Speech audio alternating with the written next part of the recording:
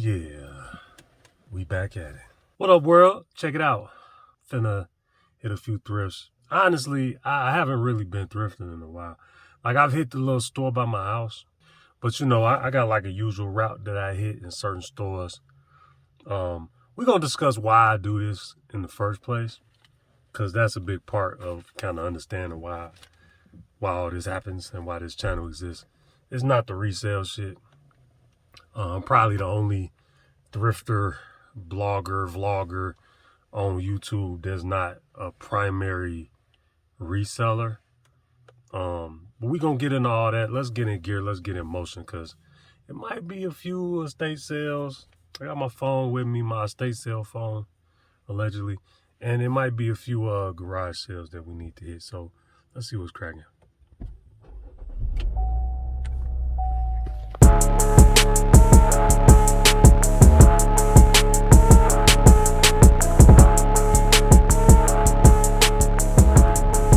So, we're gonna just motivate through the streets for a second. Thrifts ain't open yet, I think. Well, you know what? Let me think about that. I've been to Salvation Army in a minute. I might slide on them. It's been a minute though.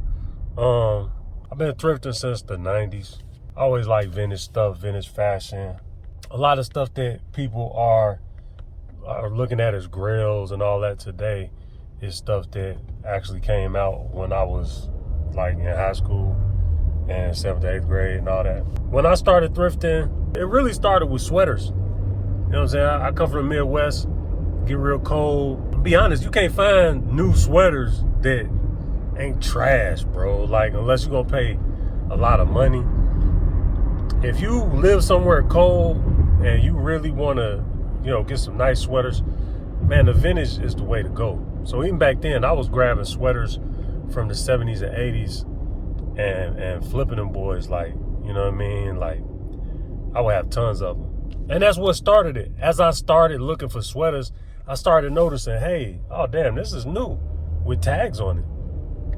And back then, you know, it's the 90s. So I'm finding like a Nietzsche and I'm finding all this stuff that was like new with tags. And I'm like, damn, I ain't know thrift stores had new stuff, right? So that kind of started my fascination with it. And we find our first garage sale. Never seen one of them in real life. That's crazy. What the hell is this?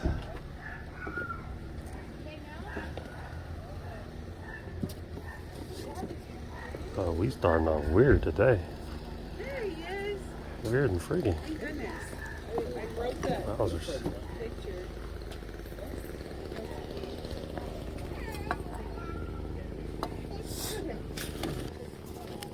How much is the screen with the fur? $100. How much? $100. $100. We're gonna figure out it's really nice. I don't think I've ever seen Disney comic books. Oh, very heavy. It's solid. It's not one of the replicas. It's the OG. My Pet Monster. Wow, bruh. Throwback. That's crazy. Okay. That's Turismo. Oh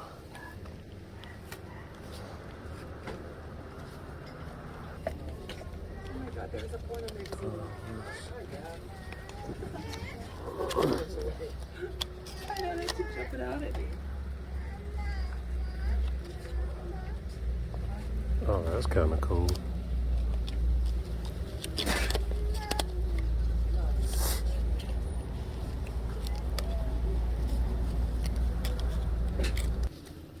Got some patches. Got some football cards. Maybe this. Okay. Oh, my favorite movie. Motherfucking Nightbreed. Oh God, this is one of the greatest movies ever. Okay. Maybe this. Oh, that more.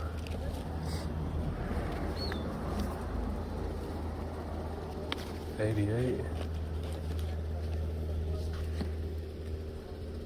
1990 first round draft picks. Oh, still sealed.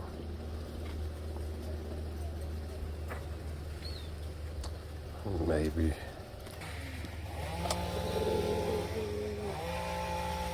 Yo. The beeper.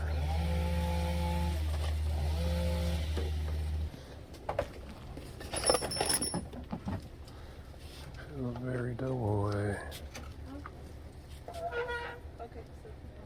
Oh God. Gravel's not kind. This is crazy. Those are weird. I was like, dang, okay. What was that? Alf? Holy crap. Yeah, and there's Alf in there too. Gordon Shumway. Right. Oh, wow. Oh, it's a puppet. Okay, that's pretty awesome. I'll just throw him in. Alf. Or whatever you got going on. This is awesome. Okay. Got I think all these baseball cards. Okay. And then these two.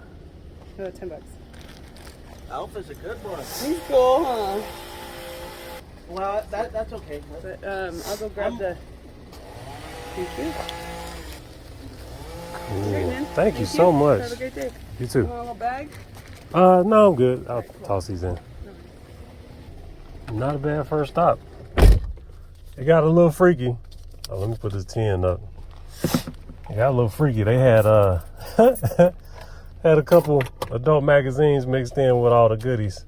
So we got Don Russ, The Rookies, 1990 puzzle and cards. This is sealed. The glue came loose, but the pack inside is sealed. I don't know how much it's worth. Don Russ, The Rookie, sealed, 1988 puzzle and cards. We got this vintage Pillsbury Doughboy. Says 1971. We'll get that cleaned up. And holy shit. And we got some more baseball cards. 1990 first round draft picks. Limited 150,000 with certificate. 1991. These might not be worth much. It's classic edition. If I recall correctly from my collecting days, those weren't worth a whole lot. And we got Cooking with Alf. He's a little beat up. Probably give him a nice little sponge bath. Hand puppet. I'm not gonna put my hand in there. But that's pretty dope. $10 all in.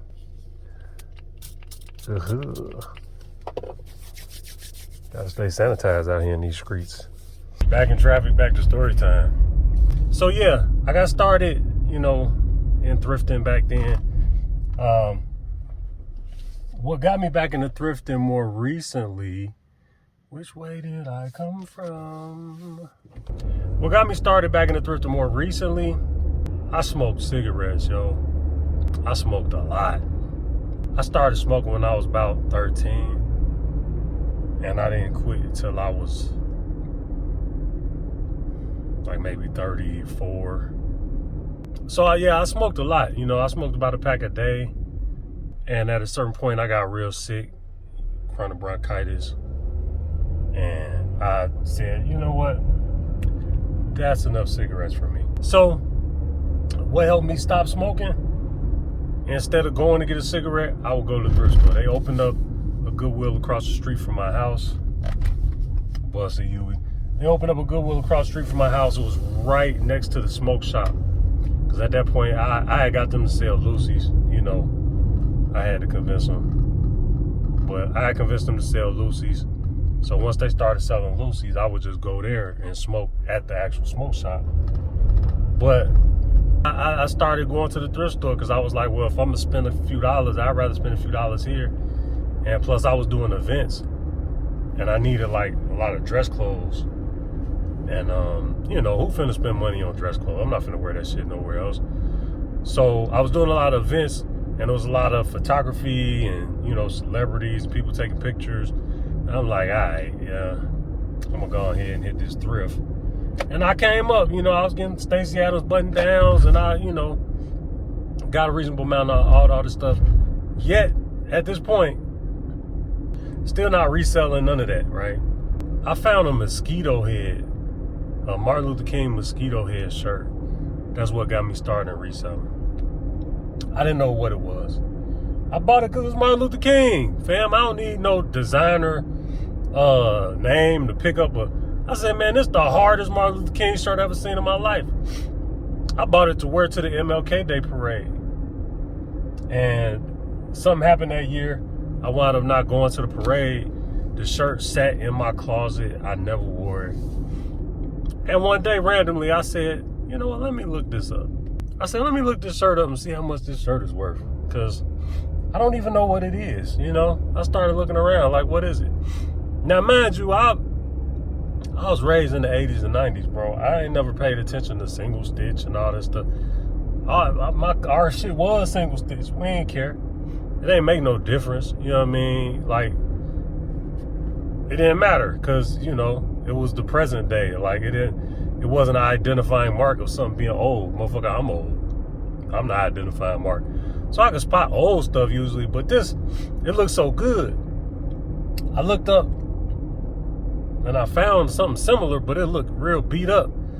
And they was selling it for $800 some, and I was like, nah, this can't be right. Nobody sells t-shirts for $1,000.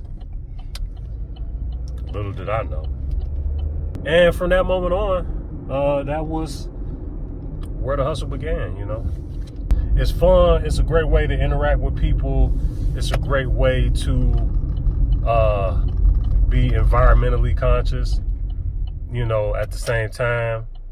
Like the fact that we're able to take some of this stuff that would typically end up in a landfill and do something positive with it, whether it be reselling or, you know, getting our own personal use out of it. Either way, you know, it's awesome. And I encourage people to get into it. It's a lot of fun, you know. It's a fun activity. And it gets me out. I work a lot. I'm busy as hell. So I don't be having time for this shit. Next sale. RC's.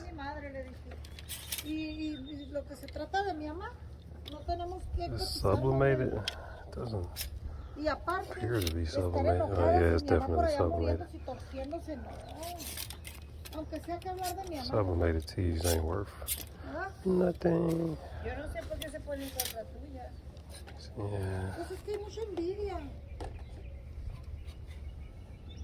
Es mucha envidia, yo también no le hubiera hecho eso. Nope. Todo un ejecutivo. ¡Ah! Qué cabrona eres. ¿Y sabes qué me dijo? Más que no le digas a Brian. Pues tú no sabes lo que él carga por dentro. ¿Qué carga? Así me dijo la desgraciada. No cargas ni madre, es el hijo más feliz del Le dije, mundo. ¿qué va a cargar? Nada, tienes que... Aida, te voy a un consejo. Nada. Tag is cut out. Ni nada, porque es el hijo Double más bueno stitch, so it's not too old. Y luego le Y de dije, don César. Does anybody resell scrubs? I hear scrubs are a good market. These are cool. I don't Pero know. no, donde está ayer el güey. Que ahora se come, ¿sabes qué? I didn't pick up that Beatles shirt. I mean, I could have. I'm sure it was like $1 or something. But,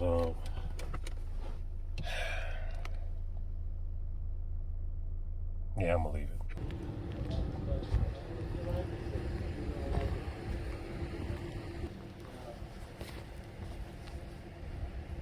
Man, that's hard. I've never seen no Marine gear like that.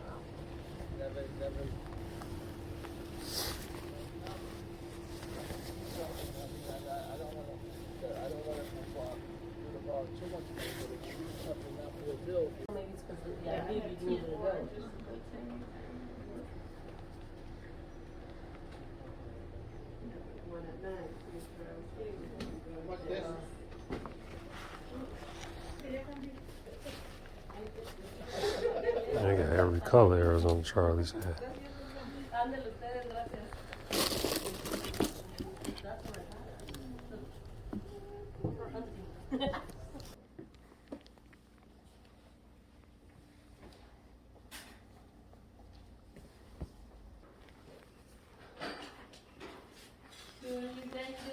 No, it's the first every time. Hey, yeah.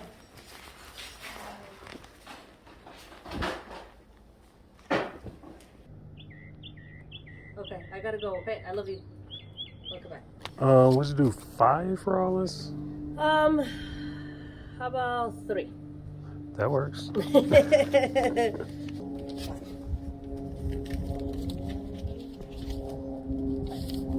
Thank you so much. Thank you so much. I appreciate it.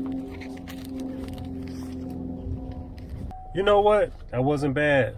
That button fly Levi's shirt, single stitch, original piece. That's probably decent. I grab Arizona Charlie hats. I don't know why I collect Vegas stuff. I just feel like one day people might care.